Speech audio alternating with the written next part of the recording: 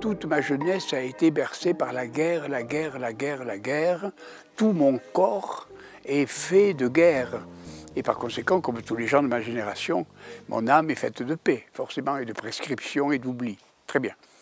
Et donc, si vous voulez, je suis obligé, étant donné mon âge, d'établir une comparaison.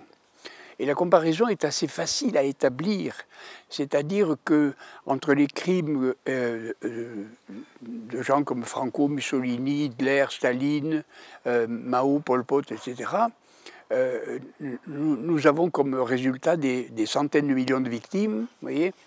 Et aujourd'hui, loin de moi l'idée de minimiser la tragédie que nous vivons, vous voyez. Mais en comparaison, les temps que nous vivons sont tout de même des temps de paix. C'est-à-dire, depuis la fondation de l'Europe, à partir de Schuman et Adenauer, si vous voulez, l'Europe occidentale a traversé 70 ans de paix, ce qui n'était pas arrivé depuis avant la guerre de Troie.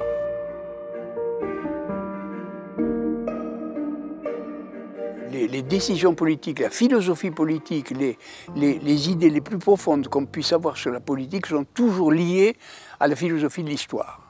Quelle est l'idée que nous avons de l'histoire, quelle est notre philosophie de l'histoire, est-ce qu'il y a un sens de l'histoire, et le fait d'avoir une action politique vient toujours de cette idée-là. La violence dans laquelle nous sommes n'est pas la violence qu'on croit, c'est pas la violence, c'est pas la fin du monde du tout. Loin de moi l'idée de négliger, d'avoir aucune pitié pour les victimes du terrorisme, bien entendu, c'est pas ça la question. La question c'est de dire, là où il y avait 150 millions de victimes, il y en a aujourd'hui 200. Et donc, ça a tellement baissé qu'on est beaucoup plus en paix qu'on ne le croit.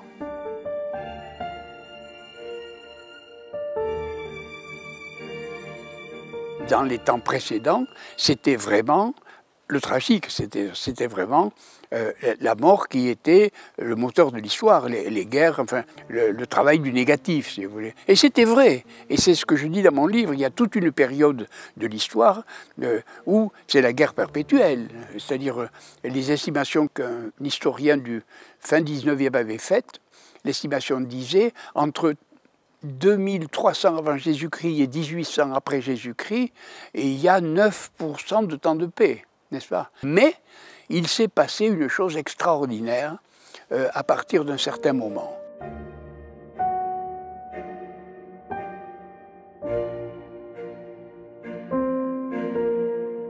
Il s'est passé un moment décisif par son maximum. C'est-à-dire, je donne beaucoup d'importance à la bombe d'Hiroshima. On arrive au maximum de violence, on arrive au maximum de possibilités de tuerie, et d'ailleurs, non seulement éradiquer l'espèce humaine, mais aussi peut-être la planète, bon.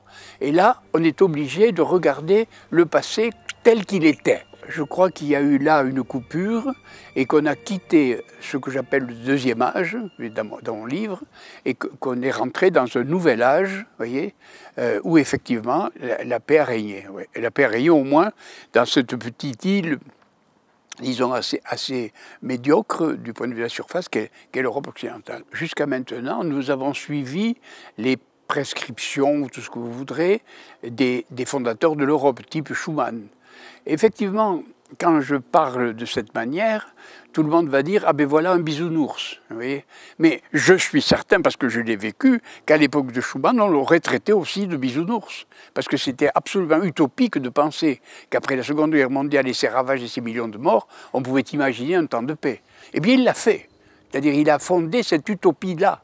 Et nous sommes dans cette île utopique, vous voyez.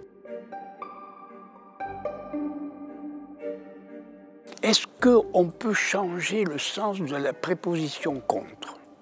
C'est-à-dire que quand vous m'attaquez, je me défends, donc je fais la guerre, et là nous sommes en paix et nous sommes attaqués. Bon, est-ce qu'on peut inventer un sens nouveau de la paix contre la guerre? Ne pas faire la guerre à la guerre, mais faire la paix contre la guerre. Foutre la paix à la guerre. Vous voyez ce que je veux dire? Lorsqu'on fait une expérience chiffrée et réellement expérimentale, on s'aperçoit très rapidement que les gens, le plus souvent, sont plutôt orienté vers l'entraide que vers l'opposition. D'ailleurs, quand on dit l'homme est un loup pour l'homme, ça se dit dans une ignorance navrante de ce qu'est un loup et de ce qu'est un homme. Un loup, c'est pas ce qu'on croit. Les loups sont parfaitement organisés en meute dans une politique cohérente et parfaitement rationnelle. Le loup est un animal admirable. Ben, la preuve, c'est que l'Empire romain a été fondé par des jeunes gens qui ont sucé le lait sous le ventre des louves, vous voyez, et que tout le rat romain est sorti de là. Voyez. Donc l'homme est un loup pour l'homme, c'est plutôt un bon mot. Voyez. Et en effet, je crois que l'homme est un loup pour l'homme. C'est-à-dire qu'il se conduit vraiment beaucoup plus comme un loup que comme un homme, que comme on croit qu'est un homme.